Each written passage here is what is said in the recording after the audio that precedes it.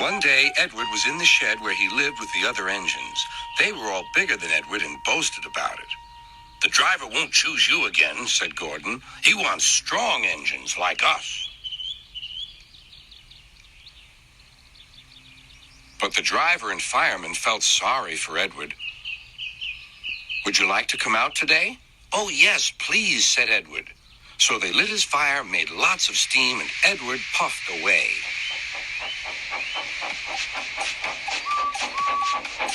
The other engines were very cross at being left behind.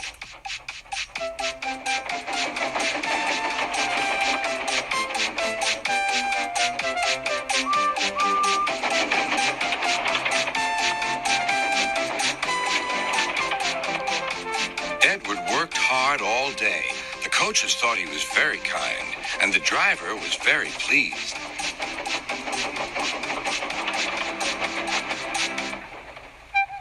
"I'm going out again tomorrow," Edward told the other engines that night. "What do you think of that?" But he didn't hear what they thought, for he was so tired and happy that he fell asleep at once. Next morning, Edward woke up to find nothing had changed. Gordon was still boasting. "You watch me, little Edward, as I rush through with the express. That will be a splendid sight for you. Goodbye, little Edward. Look out for me this afternoon."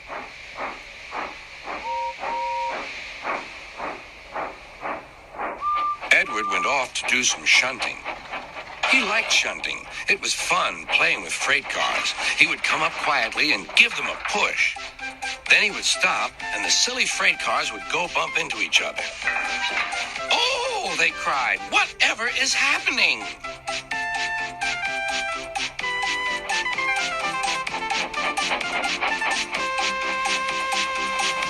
Edward played till there were no more freight cars. Then he stopped to rest. Presently, he heard a whistle. Gordon was cross. Instead of nice shining coaches, he was pulling a dirty freight train. "A freight train, a freight train, a freight train," he grumbled. "The shame of it, the shame of it, oh, the shame of it." Edward laughed and went to find some more freight cars. Then there was trouble. "Gordon can't get up the hill," the porter called to Edward's driver. "Will you take Edward and push him, please?" They found Gordon halfway up and very cross. His driver and fireman were talking to him severely. "You're not trying." "I can't do it," said Gordon. "The noisy freight cars hold an engine back so." Edward's driver came up. "We've come to push." "No use at all," said Gordon. "You wait and see," replied Edward's driver. They brought the train back to the bottom of the hill.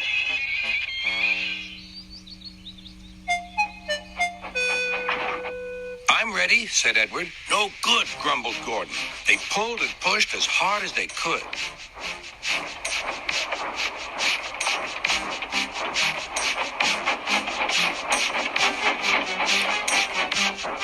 "I can't do it, I can't do it, I can't do it," puffed Gordon. "I will do it, I will do it, I will do it," puffed Edward. Edward pushed and puffed and puffed and pushed as hard as ever he could. And almost before he realized it, Gordon found himself at the top of the hill. "I've done it, I've done it, I've done it," he said proudly. He forgot all about kind Edward and didn't say thank you. Edward was left out of breath and far behind, but he was happy because he had been so helpful. At the next station, he found that the driver and fireman were very pleased with him. The fireman gave him a nice long drink, and the driver said, "I'll get out my paint tomorrow and give you a beautiful coat of blue with red stripes. Then you'll be the smartest engine in the shed."